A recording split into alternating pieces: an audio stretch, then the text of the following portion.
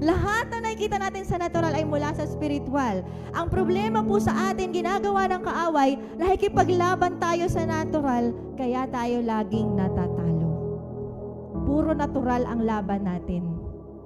Paano pag may nagalit sa'yo, anong ginagawa mo?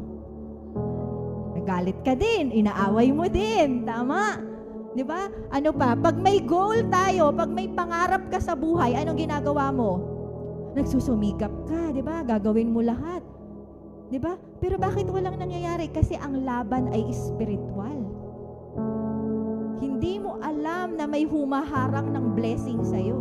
Pero puro natural ang laban mo. Papakapagod ka, bakit pagod na ako? Ganito pa rin yung buhay ko. Di mo alam ang laban ay sa spiritual.